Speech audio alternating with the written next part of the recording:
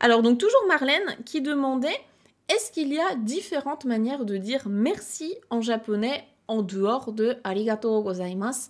On connaît qui est le classique merci. Alors oui, et comme la langue japonaise c'est une langue qui est contextuelle, et bien, là ça va vraiment dépendre du contexte. Quand est-ce qu'on utilise tel ou tel merci? Donc je vous propose d'en voir plusieurs. Vous pouvez retrouver la liste de tous les merci dont je vais parler tout de suite après sur mon blog coursdejaponais.com. Vous avez du coup plusieurs manières de dire merci en japonais, donc je vous propose de les voir quand même ensemble tout de suite maintenant. Donc arigato ou bien arigato gozaimasu avec le petit suffixe gozaimasu qui est plus poli que juste arigato. Là, ça marche à peu près pour tout, hein, quand vous recevez un cadeau, quand quelqu'un fait quelque chose pour vous, tout ça, ça fonctionne sans problème. Donc, n'oubliez pas de mettre le gozaimasu si vous vous adressez à quelqu'un que vous ne connaissez pas ou bien quelqu'un vis-à-vis duquel vous avez du respect, peut-être une personne plus âgée ou bien quelqu'un qui vous est supérieur hiérarchiquement. Là, il faut mettre le gozaimasu. Si vous ne le mettez pas, ça peut vraiment choquer, hein. C'est pas très poli. Arigato tout court, ça va être avec vos amis, avec vos proches, voilà, avec des personnes que vous connaissez bien. Vous pouvez également mettre une forme en T devant, donc si vous connaissez déjà les verbes à la forme en T, ça c'est possible. Vous pouvez mettre par exemple kite kurete arigato, merci d'être venu. Kite kurete arigato, ou bien arigato gozaimasu, arigato gozaimashita, etc. Tout ça, ça fonctionne.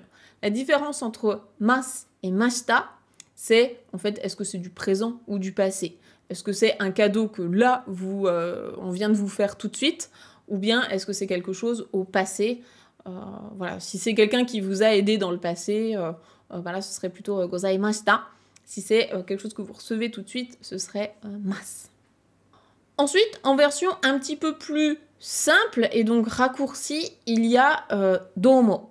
Domo, ça marche pour remercier soit quelqu'un qui est un petit peu proche de vous, juste domo, c'est un petit peu moins fort que arigato. Soit sinon, ça marche aussi pour remercier typiquement du personnel dans des magasins, des restaurants, etc. Parce qu'en fait, on estime que comme c'est leur travail de vous servir, de rendre service, on n'a pas besoin d'en faire des caisses. On dit que les Japonais sont toujours très respectueux, très polis, etc. Ce qui est globalement vrai, mais c'est vrai que vis-à-vis des professions de service, là, on va faire le strict minimum, en fait. Comme le client n'est pas roi, mais est Dieu au Japon, on n'a pas besoin de remercier vraiment les personnes qui vous servent. Donc si vous avez envie de remercier votre vendeur ou votre serveur, vous pouvez lui dire domo. Vous pouvez également dire domo arigato. Ça marche aussi, c'est assez informel. Domo arigato, merci, merci beaucoup. Ensuite, il y a la version anglaise, anglisée, je ne sais pas comment on dit, la version qui vient de l'anglais. C'est tout simplement en katakana thank you, thank you. Donc là, on comprend que ça vient de thank you en anglais.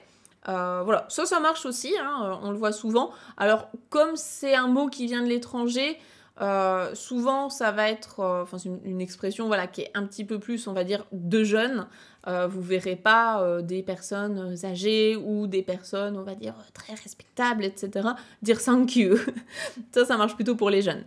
Ensuite, on a la version spéciale du Kansai, parce qu'au Japon, en fait, on a différents dialectes en fonction des régions. Et dans le Kansai, donc le Kansai, c'est la région de Osaka, Kyoto, etc. La version pour dire merci, c'est Okini. Okini. Donc ça, on l'entend beaucoup, beaucoup, beaucoup à Osaka et à Kyoto. Moi, je sais que quand j'habitais à Kyoto, j'entendais énormément de Okini. Et c'est vrai qu'en tant qu'étranger, comme on voit bien que notre tête, elle n'est pas japonaise, si vous dites Okini à un vendeur à Kyoto, franchement, il va vous regarder comme ça et il va être en mode « Oh, il connaît Elle connaît Okini, c'est trop bien !» Donc en général, ils sont assez contents. Si vous pouvez l'utiliser dans le Kansai, c'est assez sympa. Et puis, après, dans des situations vraiment très spécifiques, notamment au travail, là, est-ce que c'est « merci » Oui, parce qu'il y a quand même un sentiment de remerciement, d'être reconnaissant de quelque chose. Il va y avoir des expressions comme Otsukare-sama desu. Otsukare-sama. Otsukare-sama desu, c'est littéralement je reconnais votre grande fatigue vénérable. Voilà, on souligne l'effort de quelqu'un. Et bah ça, en fait, vous pouvez le dire typiquement si quelqu'un vous a rendu un rapport, ou bien à la fin d'une réunion, ou même à la fin d'une journée de travail, vous pouvez dire Otsukare-sama desu. Donc, est-ce que c'est traduit par merci? Dans certains cas, je pense que oui. Typiquement, ce que je vous invite à faire, c'est quand vous regardez des animés, des films ou des dramas japonais, c'est regarder en fait, quand il y a un sous-titre de merci beaucoup, qu'est-ce que la personne elle a réellement dit en japonais? Parce que parfois ça peut ne pas être arigatou gozaimasu ou bien arigato.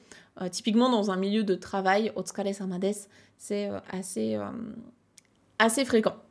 On peut avoir également la version après un repas. Donc après un repas pour remercier la personne qui a cuisiné le repas, ou bien pour remercier, même si on est tout seul, pour remercier entre guillemets les dieux, ou bien le fait d'avoir eu ce repas sur la table, vous pouvez dire Gochisousama deshita. Donc littéralement, c'était un festin. Voilà, ça permet de remercier la personne qui a cuisiné, que ce soit des amis qui vous invitent chez eux, ou bien le restaurateur qui a créé ce repas. Voilà, si vous dites Gochisousama deshita, en français, je pense qu'on traduirait ça par merci beaucoup pour ce repas, c'était délicieux, etc.